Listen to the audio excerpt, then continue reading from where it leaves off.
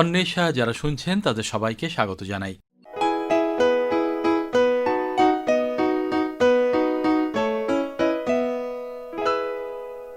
Nipah virus হঠাৎ করে আবার খবরের শিরোনামে, এবং সেটা হঠাৎ করে এসেই হঠাৎ করে মিলিয়ে গেল তা কিন্তু নয়।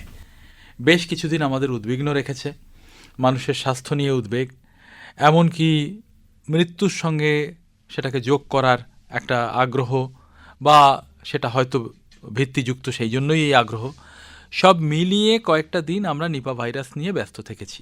এখন আমরা এটুকুও জানি যে কোনো জিনিস পুরোপুরি মিলিয়ে যায় না প্রকৃতি থেকে। কোনো একটা জিনিস হয়তো মাথা চাড়া দিল, তার মানে এই নয় যে সেটা মাথা চাড়া দিয়ে থাকবে, আবার চলে গেলে এও নয় যে সেকে নিশ্চিহ্ন হয়ে গেল। নিপা ভাইরাসের ক্ষেত্রেও নিশ্চিতভাবে তাই।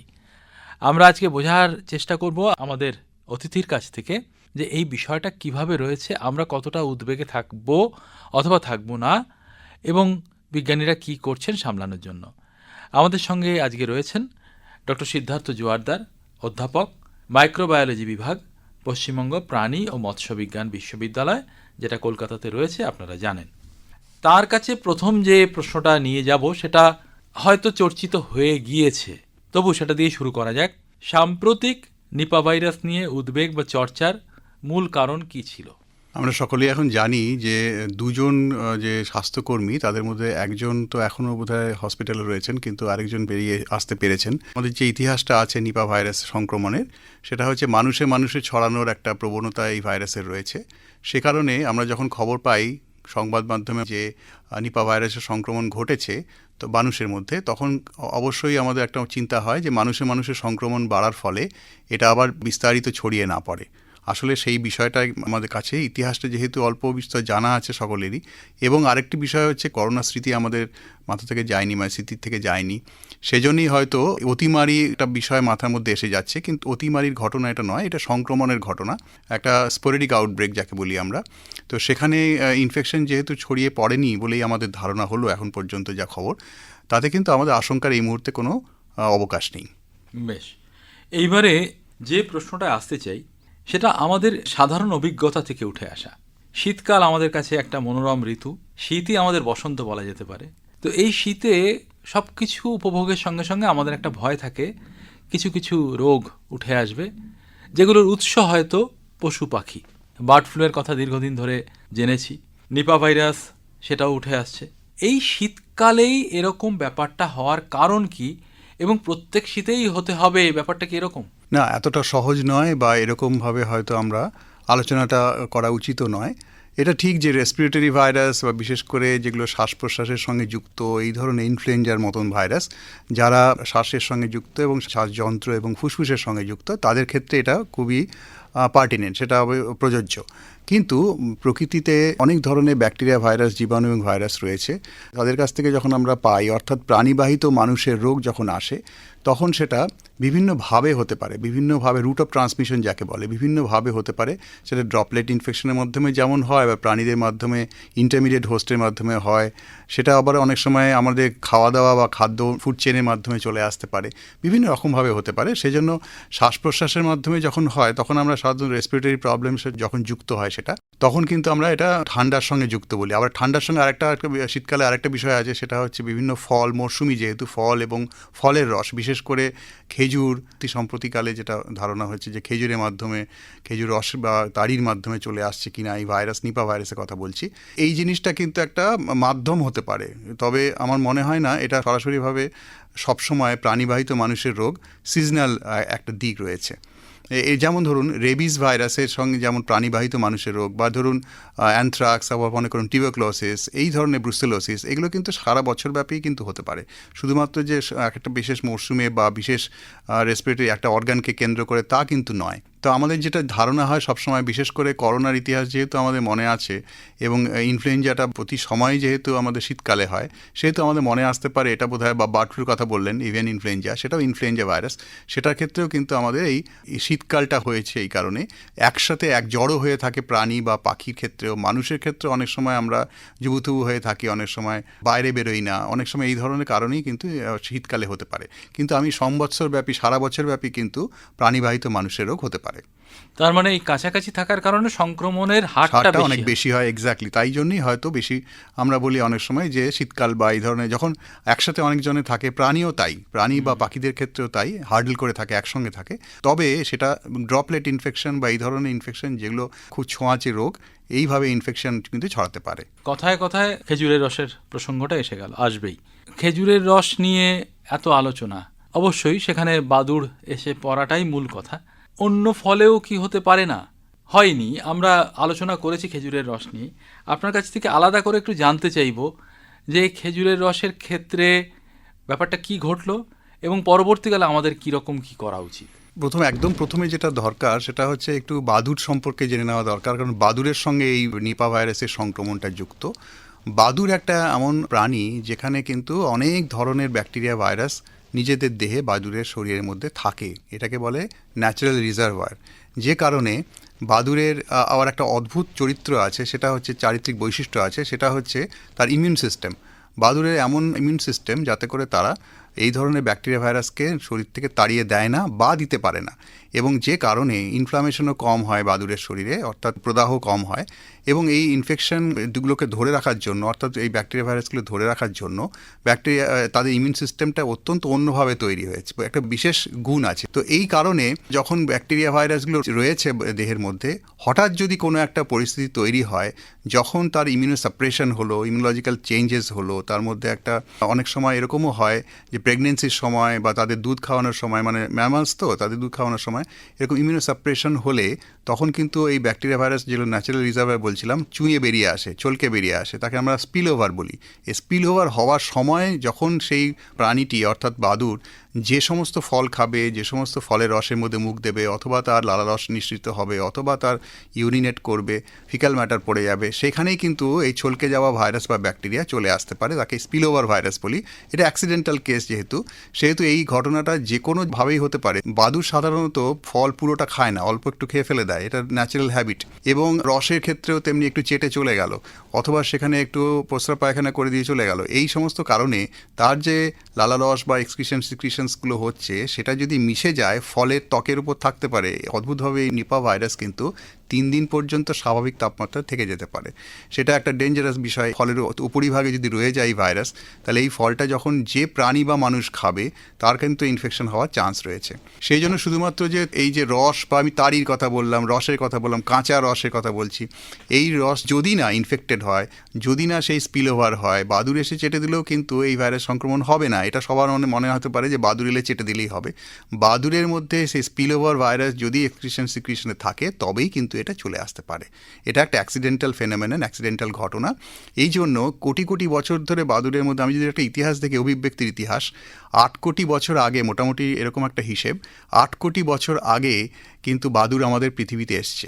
এবং আপনারা সকলেই জানেন যে কেটি এক্সটিংশন, মাস এক্সটিংশন হয়েছিল সেটাতে হয়েছিল মোটামুটি 6.6 মিলিয়ন, অর্থাৎ 6.5 কোটি বছর আগে। ঠিক তার পরবর্তী সময়ে অভিব্যক্তিজনিত কারণে বাদুড় উড়তে পারার ক্ষমতা অর্জন করে।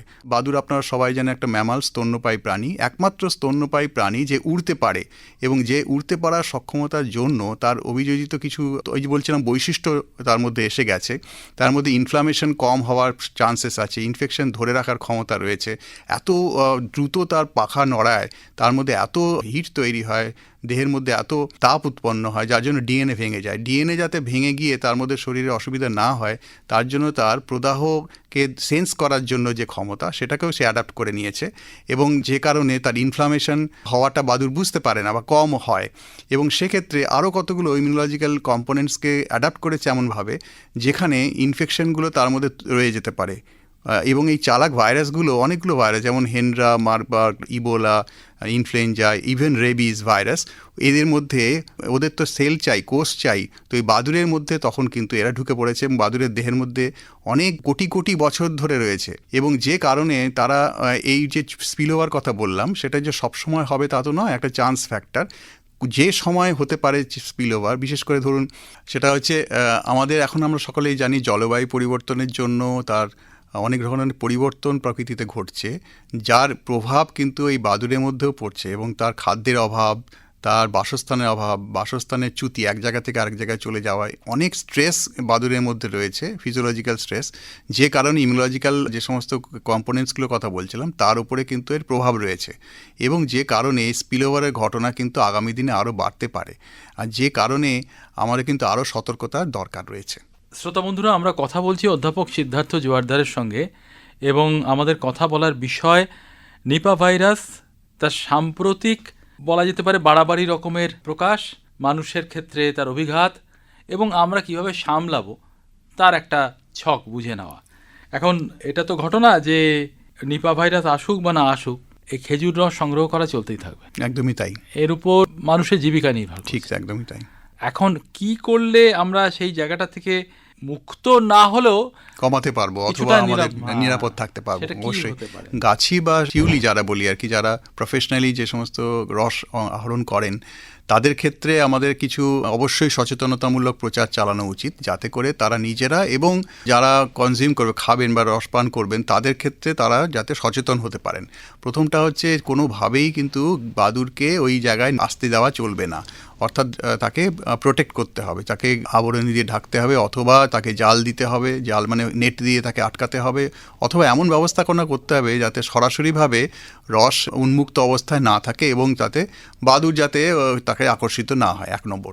2 নম্বর হচ্ছে যদি আমরা সেই বাদুড়ের কোনো অংশ দেখে ফেলি বা ধরুন খেয়ে ফেলেছে অথবা চেটে দিয়েছে, তাহলে কিন্তু সরাসরিভাবে সেটা অ্যাভয়েড করতে হবে, এবং তা যদি নাও হয় অন্তত তাকে জাল দিয়ে নিতে হবে, অর্থাৎ ফুটিয়ে নিতে হবে। এটা একটা সুখের কথা যে মোটামুটি 10 থেকে 15 মিনিটের মধ্যে যদি 100 ডিগ্রি তাপমাত্রায় এটা জাল দেওয়া যায় রসকে, তাহলে কিন্তু ওই ভাইরাসটা নষ্ট হয়ে যাবে।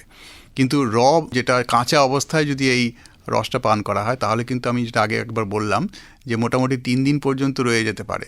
ফলের ক্ষেত্রেও তাই, আমরা সেই ফলটার বিষয়ে কিন্তু আমরা সবসময়ই এটা মাথায় রাখবো, ফলের উপরিভাগে, ত্বকের উপরিভাগে কিন্তু ভাইরাস থেকে যেতে পারে, সেটা যেন না হয়। এবং তার জন্য যেটা করতে হবে, বাজার থেকে নিয়ে আসার পরে সেটা ভালো করে জল দিয়ে, জলের ধারায়, অর্থাৎ ট্যাপ ওয়াটারে বা রানিং ট্যাপ ওয়াটার বলি আর কি, মুক্ত কলের জলের ধারায় যেন ধুয়ে ফেলা হয় এবং তারপর যেন খাওয়া হয়। এবং বাইরে যে পড়ে থাকা অথবা মাঠে পড়ে থাকা ফল যেন বাচ্চারা যেটা খায় সেটা যেন অ্যাভয়েড করা হয়, এবং তাতে করে এবং কামড়ে খাওয়া অর্থাৎ নষ্ট হওয়া অংশ যেন আমরা না খাই। এই যে ছোট ছোট সচেতনতামূলক বিষয়, এগুলো কিন্তু আমাদের আরও প্রচারে আনতে হবে এবং সাধারণ মানুষকে এগুলো তুলে ধরতে হবে।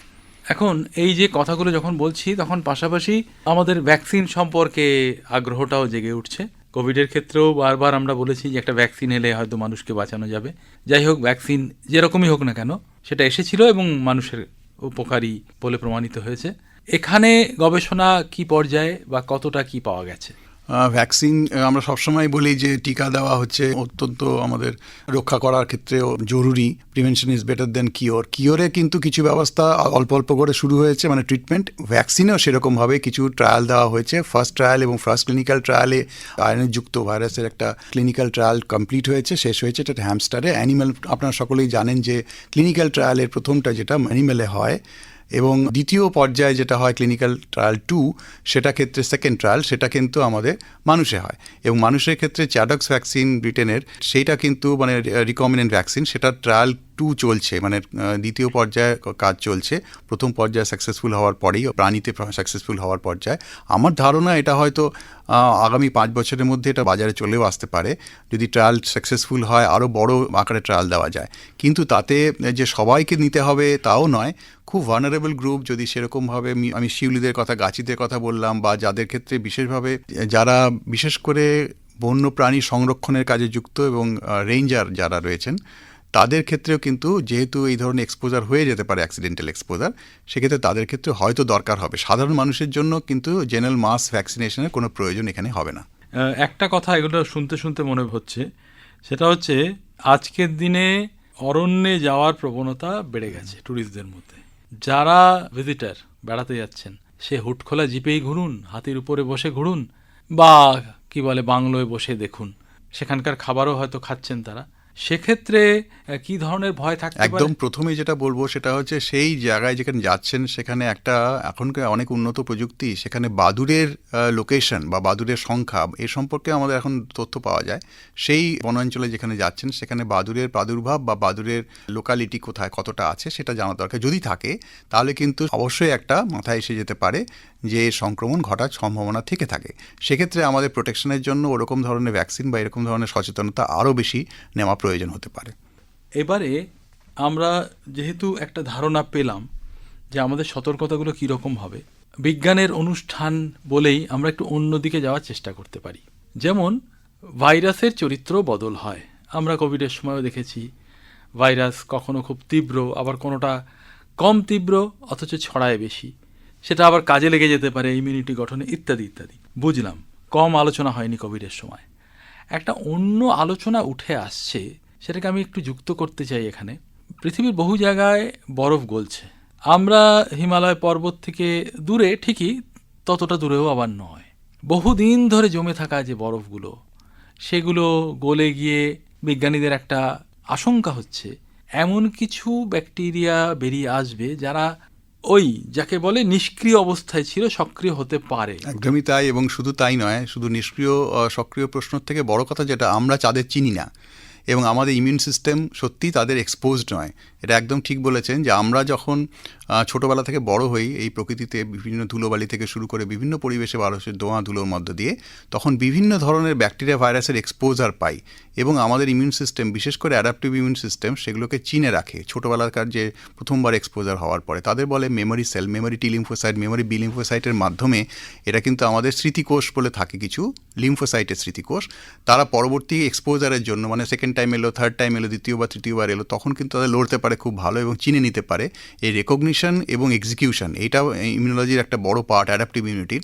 এই ক্ষেত্রে আপনি যেটা বলছেন সেটা আশঙ্কা অবশ্যই আছে, যে কারণে বিজ্ঞানীরা আশঙ্কা করছেন নতুন ধরনের ব্যাকটেরিয়া ভাইরাস যেটা আমরা কোনোদিনই আমাদের মানব জাতির ক্ষেত্রে এক্সপোজার পাইনি, আমাদের লিম্ফোসাইটগুলো কিন্তু তাদের চেনে না, বিশেষ করে টি লিম্ফোসাইট তাদের চেনে না, যেটা রেকগনিশন কথা বলছিলাম। সেক্ষেত্রে কিন্তু আমাদের যথেষ্ট অসুবিধার মধ্যে পড়তে হবে এবং আমাদের অতিমারি হওয়ার সম্ভাবনা আরও বাড়বে। এক্ষেত্রে বলি যে বিভিন্ন ধরনের ব্যাকটেরিয়া ভাইরাস সাধারণত আমরা অনেক সময় দেখি কোনো একটা মড়ক লাগার পরে, আউটব্রেকের পরে ব্যাকটেরিয়া ভাইরাস দেখতে পাই না, মানে চলে যায় যেন কোথায়, আবার 1 বছর পরে এলো, আবার 2 বছর পরে এলো। এরকম একটা ধারণা বিজ্ঞানীদের মধ্যে আছে যে প্রাণীর মধ্যে অথবা বন্য প্রাণীর মধ্যে অথবা বরফের মধ্যে সেই ভাইরাস কিন্তু ব্যাকটেরিয়া রয়ে যায়। এমনি সাধারণ যে সমস্ত ব্যাকটেরিয়া ভাইরাস বারবার করে আসে, মানে 1 বছর পরে 2 বছর পরে দেখবেন আউটব্রেক হচ্ছে।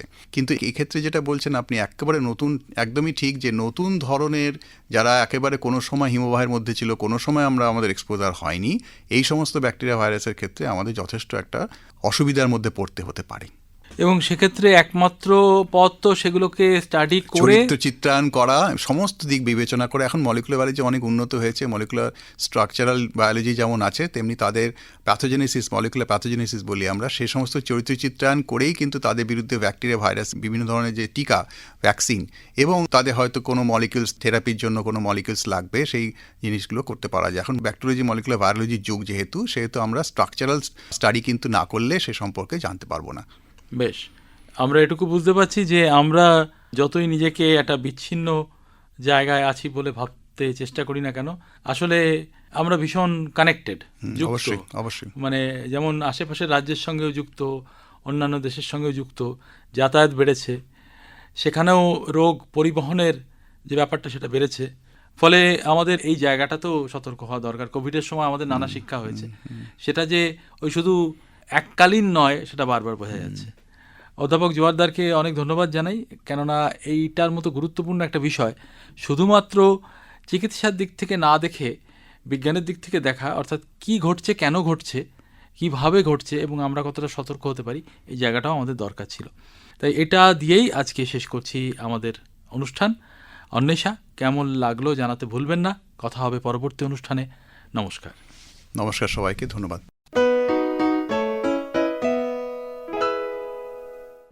এই সঙ্গেই শেষ হলো আজকের সাপ্তাহিক বিজ্ঞান পত্রিকা অন্বেষা। সম্পাদনা মনোজ কর, প্রযোজনা ডক্টর মানস প্রতিম দাস, পরিবেশনায় আকাশবাণী কলকাতা কেন্দ্রের বিজ্ঞান বিভাগ।